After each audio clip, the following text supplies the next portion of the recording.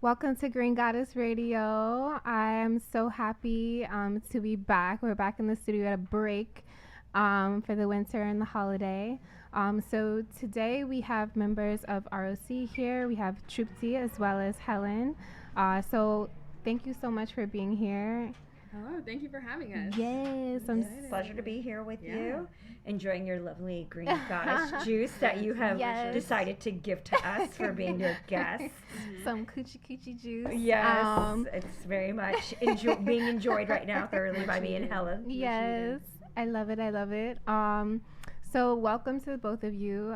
Thank you for being here. It's truly appreciated.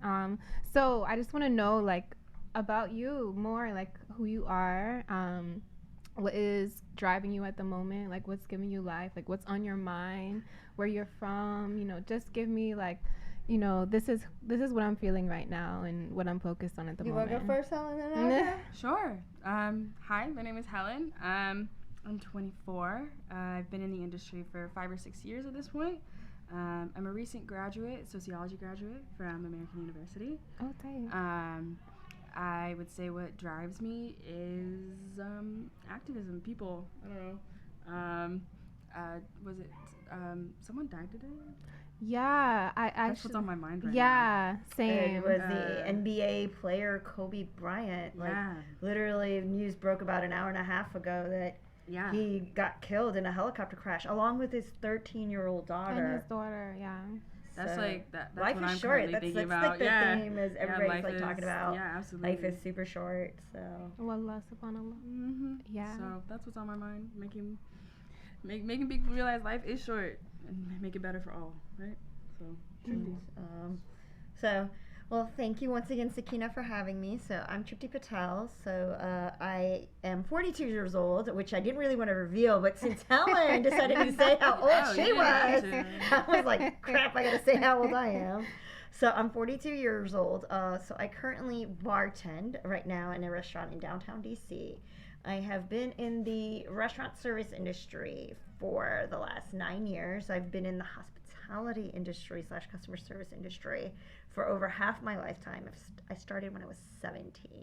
Okay. So I've been in that industry for a very, very long time, customer aspect, service. I guess what drives me and motivates me is, what can I directly do to make my immediate surrounding environment, not only for myself but for others, improved. And when I say that, it can be as simple as just being very thoughtful and saying, taking an extra moment to say, hello, how are you today? Being attentive to the subtle things that people may not ask you for but are looking for. Like say somebody comes in for a cup of coffee, maybe they forgot to ask me for some half and half, so I give it to them on the side. And a lot of times, it's people come into places like bars and restaurants, and they view those places as a refuge from like a harsh outside world.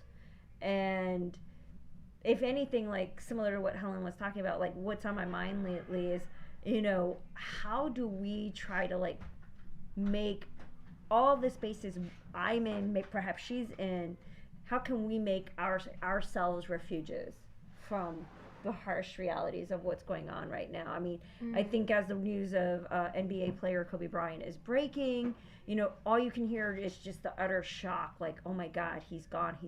But the reality is, like, death can come visit you anytime. Death has no limitation on who it strikes. It will strike the rich, it will strike the poor, it will strike the famous, it will strike people who have never had their name uttered by anybody else except like their parents and maybe their immediate people who know them.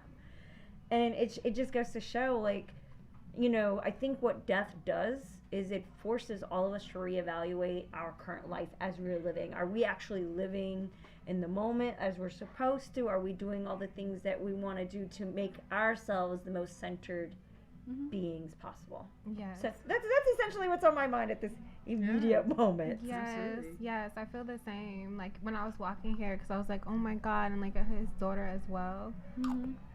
Like, wow. Yeah. No, honestly, no words. Oh my gosh. Just like no praying, words. like, oh, I need to call my mom, like, you know. So, yeah, so it's just, it gives you even more. And from my understanding, I didn't even realize that Kobe just recently had another child. Like, Oh my God. so he actually, you know, had a total of 4 children. Like, his newest child was a baby girl born just last month. June 2019. I'm sorry, I just said last month. But, I mean, she's not even a year old.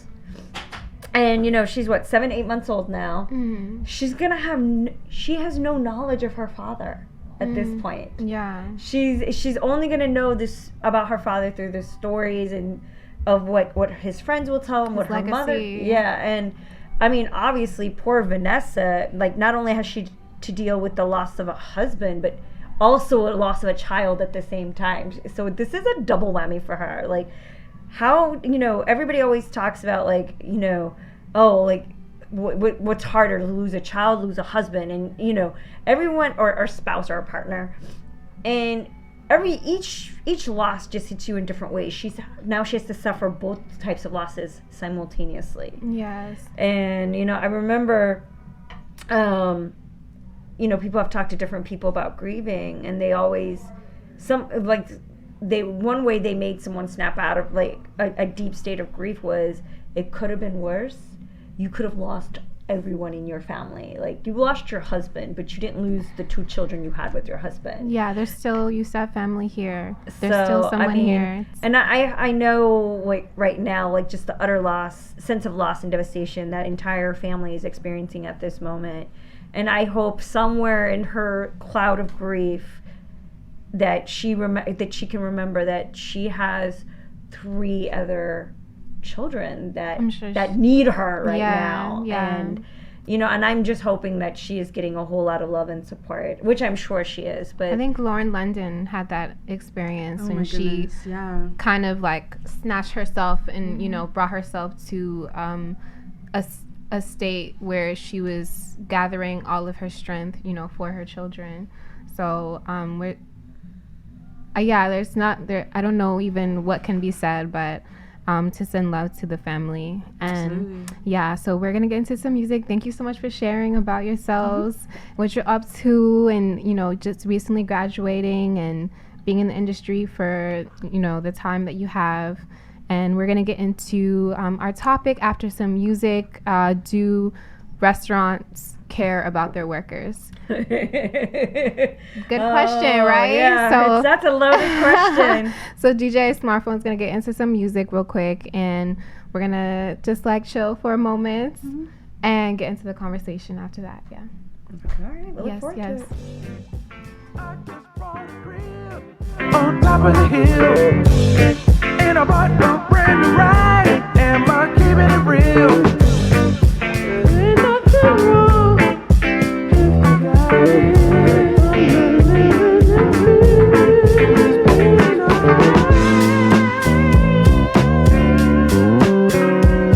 There's no more living in fear. No more living in fear. If we don't talk about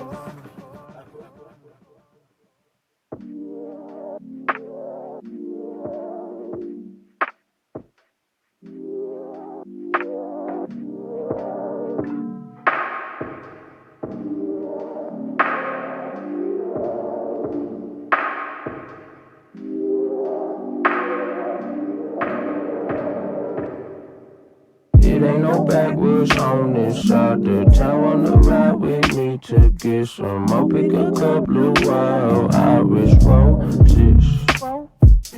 You looking delectable. Made arrangements for that at the bout. That boop up is cool, your friend can roll through. Casa su casa, how's your Spanish? You kick it off, home field advantage. Cockade the ray on ice, little boo, stay cool. Second stop, we didn't make, can't find no ones and it's getting late. I might just pull over. Lil' shawty got me standing at attention. Cuidado. This that 2-day bench press repetition. Equinox, oops, I mean Equinox, EGF, baby, and the F is for finito. Triangles down the circle, my dick a Chico. I stick for the joy, she saying it's sweet, calling me Chico. I dig in the earth deep and she quaking. I'm from Jupiter, baby, get with the alien. Crazy, I popped a little something, I'm seeing 3D. We saw Nefertiti, you won't believe me. Posted up like a lamb, come rub on the genie. I know you wish for forever, ever you see me. My stones rolling, but fuck it, you rockin' with me. Yeah, you rockin' with me. Something about your little combo, just do something for me. And I ain't cold with geometry, but you a cute motherfucker. Oh. It ain't no backwoods on this side of town. Wanna ride with me to get some more? Pick a couple of wild Irish roses. You looking delectable. Made arrangements for that at the bout. That boop up is cool, your friend can roll through. Casa su casa, how's your Spanish? You kick it off, home field advantage. Cockade the ray on ice, little boo, stay cool. Second stop, we didn't break, can't take, can't push it, let's get it, I might over.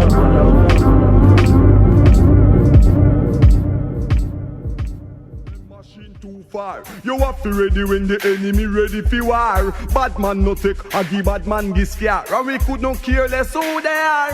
Well, me say bad man no left them machine too far. You have to ready when the enemy ready for war. Bad man no take, I give bad man this scare. And we could not care less who they are. If you are bad man no take, I give bad man this scare. And we could not care less who they are. Badness are in bad thing we no add up it. Natural, never see the wagon pop it. So if a guy know where we know, we better drop it. Cause right now we have it and we not afraid to clap it. See the Babylon more time we have to lock it. Make certain say no infam and no spot it. Boy disrespect and we no have it fi back it. That's why we no left out with 3-star at it. So watch it. Bad man no left them machine too far. You have to ready when the enemy ready fi war. Bad man no take, I give bad man this scare. And we could not care less who they are. Well we say bad man no left them machine too far. You have to ready when the enemy ready fi war. Bad man no take, I give bad man this scare. And we could not care less who they are. From a guy go this to flex, real bad man now go afraid. We color them like a red pack a cool yet. Fire stick up in the close all when police are red. No left it all when we are beard. Or when we are sleep it up in each up on our pillar. Run if it on any boy girl in a window. So when a guy feel him name lucky Luciano. Try contest we know and see how gangsta thing go. Bad man no left them machine too far. You have to ready when the enemy ready fi war. Bad man no take, I give bad man this scare. And we could not care less who they are. Well me say bad man no left them machine too far. You have to ready when the enemy ready fi war. Bad man no take, I give bad man this scare. And we could not care less who they are. Run up and down, bad man nah do when the enemy a come. They pan we guard, skin a go pull. Anything fi happen, make it happen and done. Serious to the maximum. Some bad man no left them machine too far. You have to ready when the enemy ready fi war. Bad man no take, I give bad man this scare. And we could not care less who they are. Well me say bad man no left them machine too far. You have to ready when the enemy ready fi war. Bad man no take, I give bad man this scare. And we could not care less who they are. Badness are in bad thing we no add up it. Natural, never see no a gonna hop it. If a guy know when me know we better drop it. Cause right now we have it and we not afraid to clap it. Watch it, but man no left them machine too far. You have to ready, you have to ready. Welcome back to Green Goddess Radio with Helen and Trupti here. We are speaking on if restaurant owners care about their workers. So I want to start off with just like a general experience, just a general overview. Oh my God. Just a quick couple lines, Let me preface it this way and say there are some humane and ethical restaurant owners out there. Yes. The sad reality is they are far and few between, because the majority of restaurant owners, whether through deliberate intent or they're just kind of like, well, if I'm not being forced to, or it's not something I have to do, I won't do it. And there are some restaurateurs that are blatantly notorious about stealing your wages and trying to pass off their cost of operations onto their own employees. So what's your general experience? Like, you said you've been in the restaurant industry for Negative. about half your life. Oh, so, God. for me, I feel like, it put me through college. I was able to have like a flexible job, and I was able to pay for my rent and make pretty good money. There's some quotation marks. But in terms of like having that flexibility, working when I need to work, and also having like, some, life outside of school and work. Right. So it does provide that for me, and I've met a lot of great people. I also feel like there's adverse commonalities that are just across the board, that I go to every place and it's like, is this the same? Like, it's like the same things are happening. There's yeah. some issues that are pervasive. One thing that is extremely pervasive is that restaurateurs count on the employees not knowing their rights. And I always tell, this is what I always tell my colleagues at any restaurant that I've ever worked at: do not depend on your owner, your boss, to tell you what your rights are. You have to know what your rights are. Yeah. And that is 99% of the battle when you work in a restaurant. I say, if you don't know what your rights are, that person is going to exploit you and take advantage of you. Mm-hmm. Like, I'm the one that, 9 out of 10 of my colleagues did not know that when a patron walks out on a check, that they are not responsible for it. They were like, wait, I don't have to pay for that? No, it's illegal. People will make... Yes. Oh, hell no. The manager on duty will say, well, a walkout happened, you have to pay for it. It happened when you were working. And I'm like, no. Never, ever, ever let me, and I told them, I always tell them, if they make you pay for it, you come find me. You keep a copy of the essay, because you can go to the Department of Labor, file a claim, and you can get that money back. So what has been your general experience? Like, what are some things that you're like, this has been good for me, and some things that you're like, nah? Let's see. Obviously the good thing, and I think you echoed upon it, is the colleagues that you meet in the industry. Like, they do essentially become your family. Like, they will see, 100%. because you are going to end up working the same odd, crazy schedule as that same person. So you're going to bond. Because the one thing about the way the U.S. economy is set up is the only sector of the economic economy that gets respect are people who do traditional 9 to 5 Monday through Friday work. Yeah. That is who are viewed as the professionals. Yeah. Outside of that, if you do not work the typical 9 to 5 Monday through Friday, unless you're someone that is considered an attorney or a lawyer, or has some kind of professionalized degree where that meant further study, you're not respected. They view your position, the kind of work that you do, as not contributing to the economic staying power of the United States, which I think is a completely skewed up way to view that. There's a stigma to working in the industry, yes. They've stigmatized it, and what it is that encourages the oppression of restaurant workers. When you sit there and you've allowed this mentality to continue to fester and say, well, you know what, my bartender, my server, they're not they're not real professionals. This isn't a real job for them. This is something they're doing to get through college, to get through the next hump. And there are people who have done this their entire lives. They've done it with the authenticity. They've done it with integrity. And they should be treated as professionals. Yeah. The majority of restaurateurs do not offer benefits like healthcare, vacation, 401k. And then this is the thing, and I've said this over and over again. I contribute to your wealth. You may be the job creator, but I'm the wealth creator. Yes. People don't come to your restaurant to eat because they like your food. They come to your restaurant because they like the bartender. They like the server that was there, and they gave them a good experience. Because, if we weren't so valuable, they wouldn't sit there and constantly harp on us about menu knowledge, liquor knowledge. How do you greet a customer? How do you not greet a customer? And it's funny, they view us as that channel to make money, but then at the same time you do not show any kind of gratitude or appreciation towards us.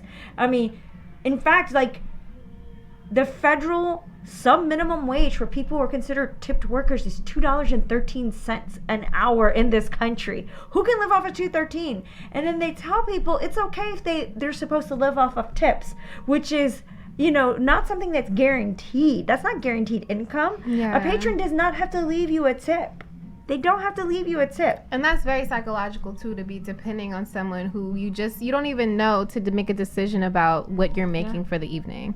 Yeah. So can you tell me about tell me about your general experience? A little bit about my job experience. I guess I'll start with the positive because that's what matters. But it really is what Trupti said, like, the people that you work with end up becoming your family. You work so much that you see them more than you see your own family, at least for me personally.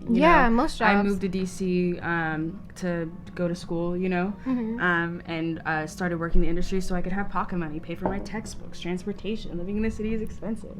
And so I would say my coworkers, in the times that I've known them, have really become my family, and I still keep in touch with everyone I see. Like, someone might go from the old restaurant you worked at to somewhere new, and then you have a new bar you can go to, and then they hook you up there, and you get to meet new people and try new food and try drinks. I think the community itself that exists, I think the fact that it exists is beautiful.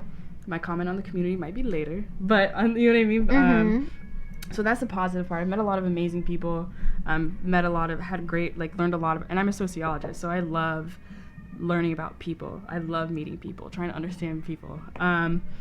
Overall, though, I'm from East Africa. I'm from Eritrea. Hey. Shout out. So, like, hey, fam. I think a lot of it was ingrained in me as I was raised. My mom always taught me, like, if you're gonna do something, do it 100%. Like, don't half it, Yeah. And so I went into work doing that, if I got a job, I'm told to do A through D, I'm gonna do A through D. One of the first real serious restaurant jobs I got in the city, I realized that I work full time. I realized that most people only do, like, if they're asked A through D, maybe just do A and sometimes D. And so by doing what I was told, they told me I put a target on my back because I was doing so well and I was working so hard, that it was a negative thing, if that makes sense. No. Because nobody, that's what I'm saying, like, nobody, like, in the industry, it's like, sometimes it's a competition, like, I want the next table, I want to make more money, I want to do this, versus, like, if you're in a pool house, like, I'm gonna, like, slide my cash so that I can, like, I don't have to share everything with everyone, it's one of those things where, it was a really interesting experience, but, like, that's pretty much the industry. You want to stay in your lane, is what they say, don't try and go overboard, don't do too much, but if I'm just helping out because I know it's my job to make the guest experience the best, because I'm a team player, like, if my bar doesn't have something that's necessary for my drink from one table, I'll go in the back and get it, not just for my table, but for the whole restaurant, to make their lives easier.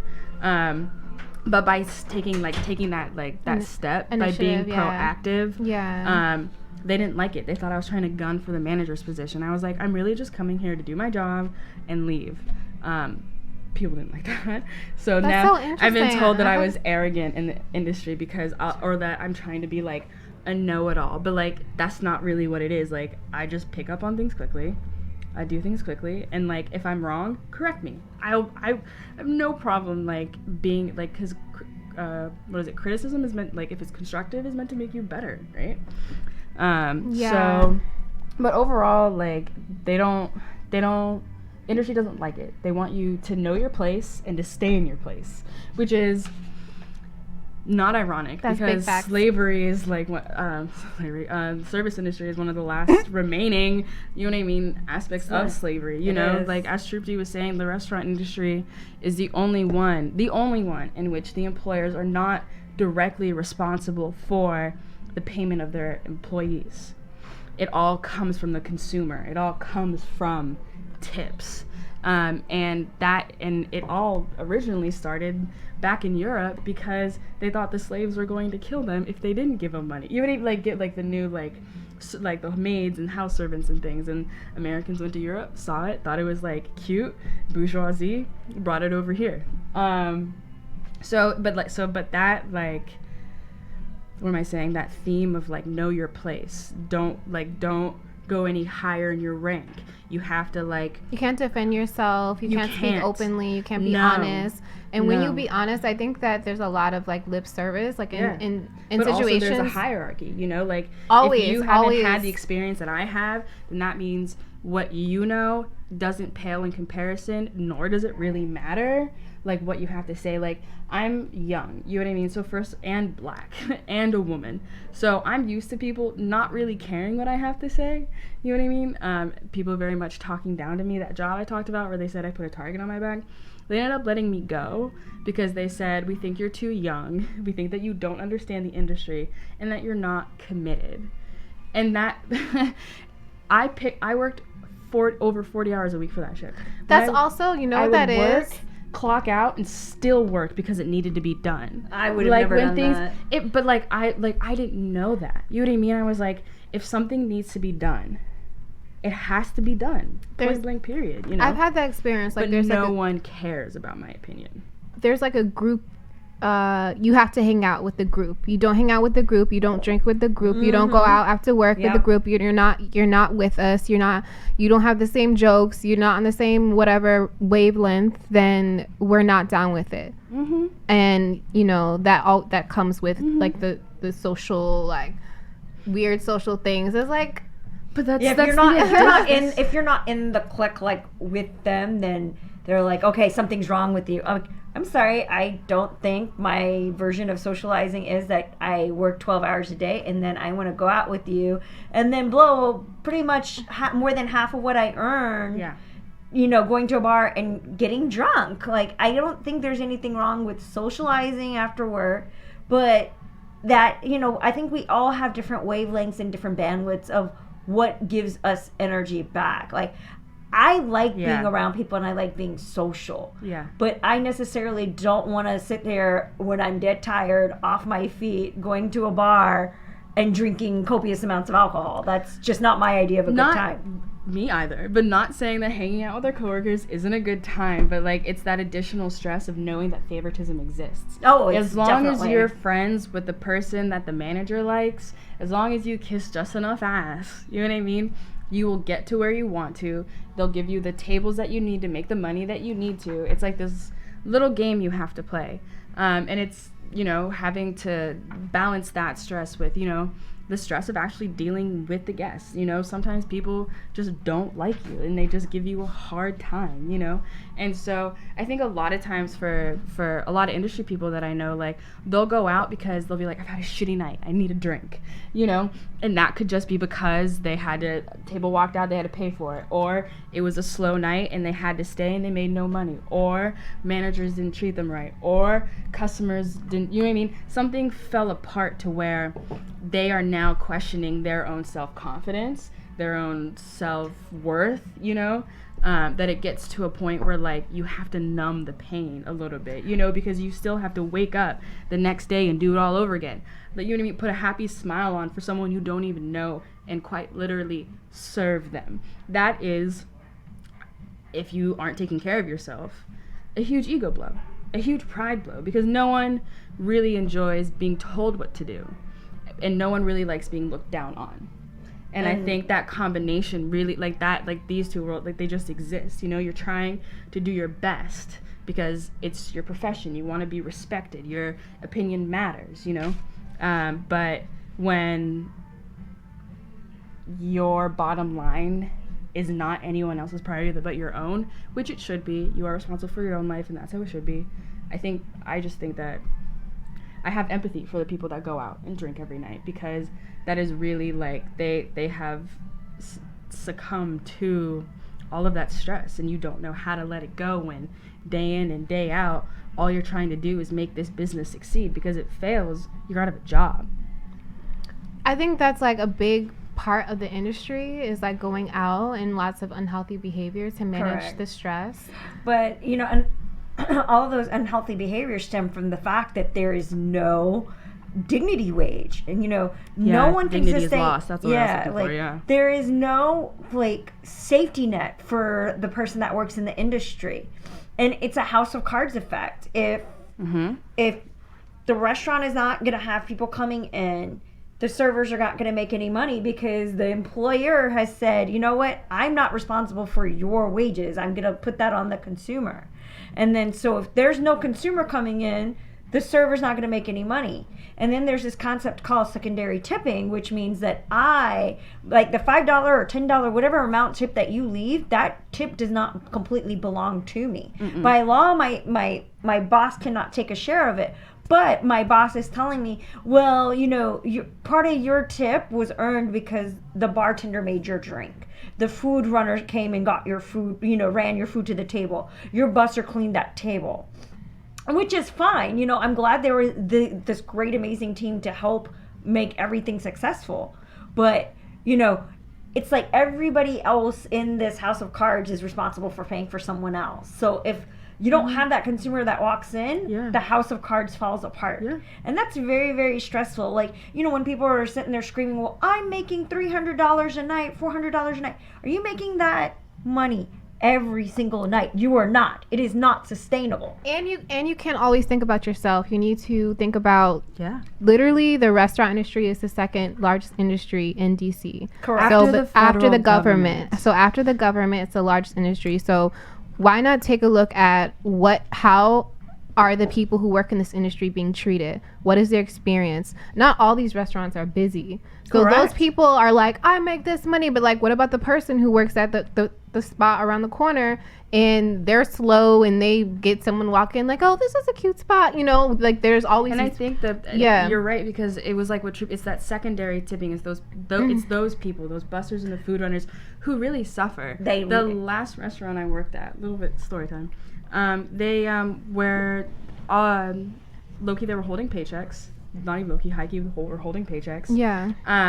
And they were only paying the busters and food runners tips, right? Not an hourly wage, which is another thing in the industry, which is, so when I worked, they didn't even give servers like their hourly wage either. They said that because in the industry, like, you make too much in tips anyway, you like your hourly goes to all of your taxes anyway. So we're doing you a favor by paying you under the table, not reporting your taxes to them and what you make, blah, blah, blah. Oh, okay. Which isn't super illegal. Okay. Yes. But that is a common narrative in the service industry. Yeah. Wow, we're gonna get so much flack for this being on the internet. But what happened was the bussers, since they worked long hours and only got a small percentage of the tips that I made and that 2 or 3 other servers made. I had a busser tell me after, like, we worked together for like a couple months, he worked 5 days the previous week, and usually he only worked two days a week. Yeah. They gave him a $50 paycheck for working 5 days. Oh, they just decided. They just pulled it out. So like that's what so they just gave them the tips. So if I make, say for example, no. So that's why say I make $150 at night. The percentage I tip out to them is going to be like between $11 and $15. Yeah. But that's $11 and $15 split between 4 bussers. Does that, so like if there's 4 bussers on staff, they're supposed to make more money. 3 servers. 3 people turning $15 that's supposed to be split between 4 people Yeah. is nothing. And like servers, we can keep our money if we want to. You know what I mean? If people put people will slide their cash in their pocket. They won't put it to be counted as their tip. So say some people have done, like I made $300 in tips, but I only turned in like $225 because it was cash. Oh, so okay, so it just kind of happens that way. Right. So people who actually get directly tipped, paychecks are good, but the people back of house, it's not always guaranteed, and they get the short end of the stick. So I want to talk about a couple recommendations for restaurant owners. I would say that something that I was listening to recently, this guy was saying that he wrote notes to each individual employee, and it was like just talking to them, like just a couple lines, like very specific, like I'm thinking, about who that person is, like notes of appreciation, spending time, getting to know who you're working with. There's so many places where I worked and people have just like walked by me, like I said hello, I said good morning, good evening, good night, whatever, and there's no interaction, and it's very closed off. So I would say that get to know the employees that are working for you, what they're talented at, how can this be a ecosystem where I'm giving and you're giving as well, so that we're both receiving something out of this, and it's not just take, and I'm not just cheap labor for you, and I'm easily replaceable. Yeah. So my sister was also saying that her job gives bonuses for the holidays, and just, give $100 to each employee. Some kind of health insurance, some kind of benefit that says that I consider you as a human being, that I appreciate you, and that you're not just somebody I can sweep under the rug and like all I care about is my baseline of money. So please share if you have any recommendations. Well, I know some restaurateurs have started giving negotiating as restaurants with other business, like health and wellness businesses in the areas, to give like deeply discounted services to their employees. Like there's a local gym in the area, like just if you're a restaurant industry worker, like the normal gym membership fee is like almost $150 a month. If you're a restaurant worker, they will give you like $35 a month. Okay. Which is a nice discount, and I mean, or maybe saying, because I know like some places will, if they know that you're a restaurant worker, like a massage parlor, they'll give you like perhaps like a little bit longer of a massage at a different rate. Like, I mean, it's not super low, but it's a little bit of an added benefit. What would be helpful to you? I honestly probably, with so much of the tax laws changing and with our taxes being so complicated, it would be nice to see like discounted tax help, because I think or financial management classes, or financial you have money flowing like that, financial management, like how can spend so much money. If you as a industry are not going to offer these perks to us, like as a but then help us segue your employees, which are your biggest asset, into, okay, how do we start saving money aside? Because there are people who can sit there and say I earned like all this money, but they have nothing to show for it. I mean, there was one high-end tipped earner who like bragged about how much money that person made, and then the holidays came, or it was very slow, and they would put up GoFundMe campaigns to be like, I can't pay my rent, I can't do this, I can't do that. And and it's like, okay, you're this high-end tipped earner, and I call somebody a high-end tipped earner who blatantly says that they're making 6 figures a year. Like, they're like, oh, I'm making $100K a year. Congratulations, great for you, but you are the anomaly, not the norm. And for most people, they're scraping by. There are people who I work with every day at my job who have unstable housing. Like, they're not making enough money to qualify to get into stable housing. So a base wage would be helpful. Very much so.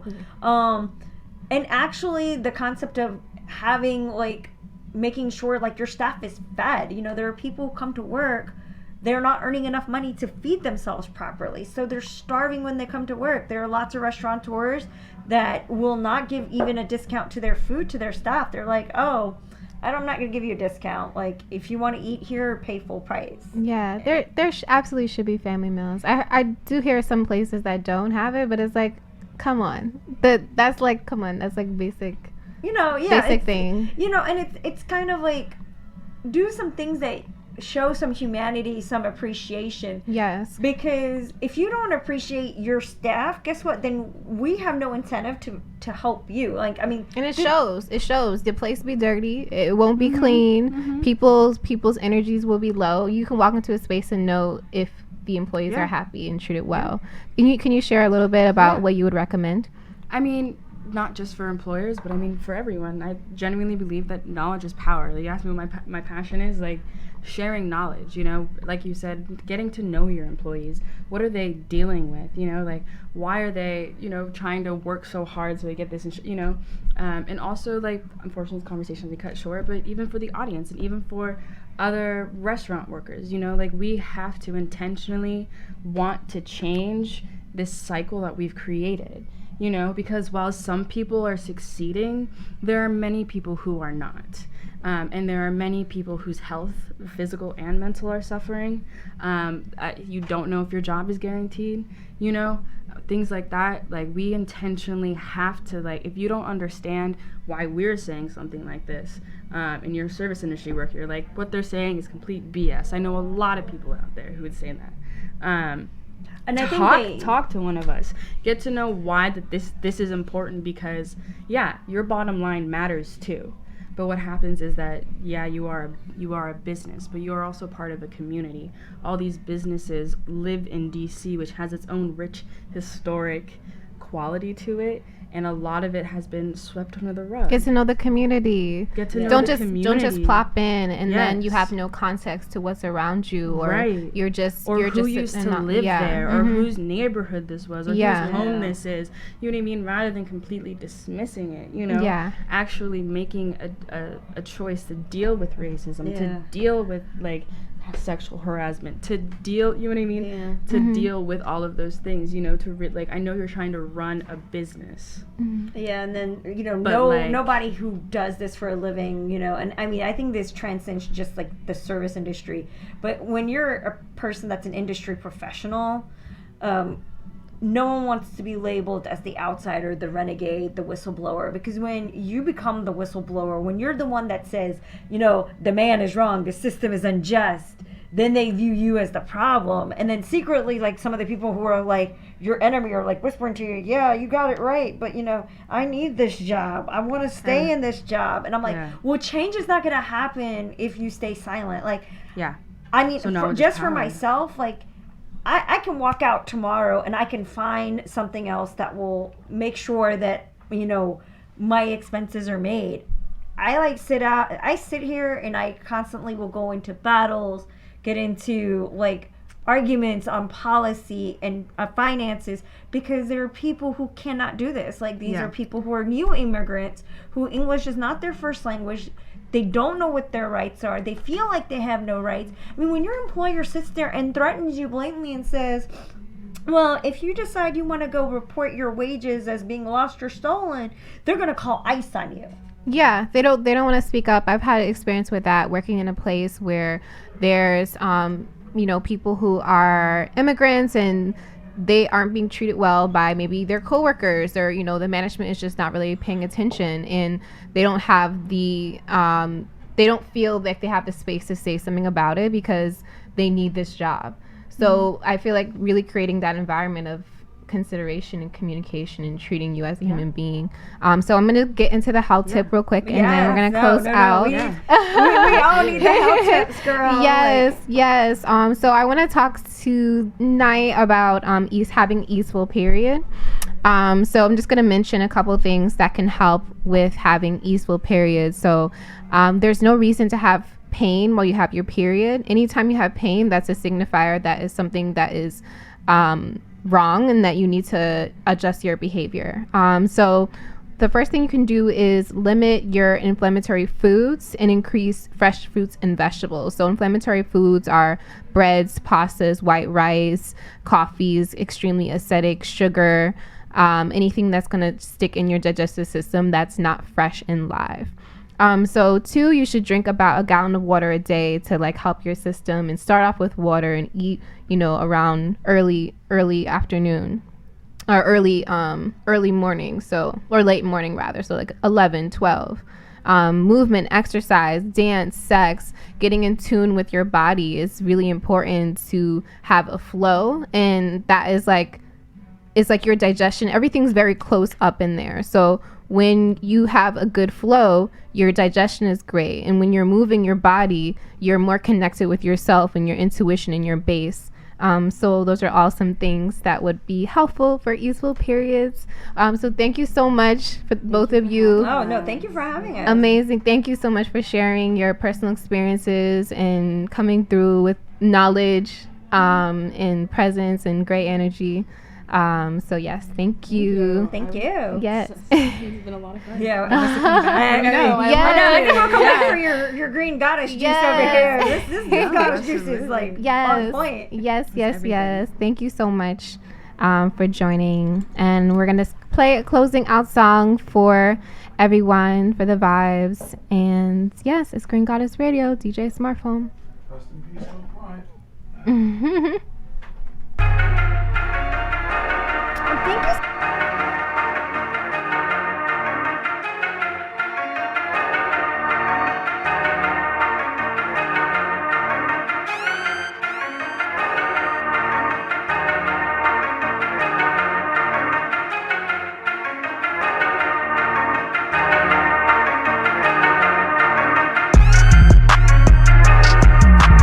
What's the problem? What's the problem?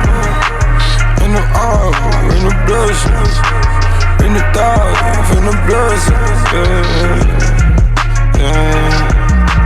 Put the drive in the first, in the mileage, I'm in the measure. Send the charge, I'm in the jail. Black and Chinese, man's on relief. Pop it for me, please. Hands on your knees. Came up out the trees, everything achieved. Bless me with the keys, never wanna leave. Yeah, Lambo driving, you pedestrian. Yeah, 10,000, a pot of pressure. Yeah, she couldn't drive it, she took a Tesla. Told her wrap around me, just like the necklace. Yeah. These are not 40 pointers, dripping like quarter water. Really don't see you, sorta. Moving in and out the border, really ain't taking orders. Living a dangerous life, hell trying to melt the ice. Levitate through the night. Yeah, what's the meaning? These niggas scheming. She popped the sand, the bitch is sleeping. My cool too fast, police done see me. If they catch me, they gon' try to seize me. Yeah, machine ran, the codes all scanned. She popped the bands, she did it to scam. Running through corn sunny, but ain't gon' tell niggas. No snitches. All this water they collecting in the well, niggas. All these bells that we land on that scale, nigga. All my niggas they free out of jail, we on the way up, nigga. Still a true player. Fuck on your bitch and no layup. Black and Chinese, man's on relief. Pop it for me, please. Hands on your knees. Came up out the trees, everything achieved. Bless me with the keys, never wanna leave. Yeah, Lambo driving, you pedestrian. Yeah, 10,000, a pot of pressure. Yeah, she couldn't drive it, she took a Tesla. Told her wrap around me, just like the necklace. Yeah. Pocket, rocket, bank, rolls, all the hoes at the shows. Taekwondo and karate, ice, trade.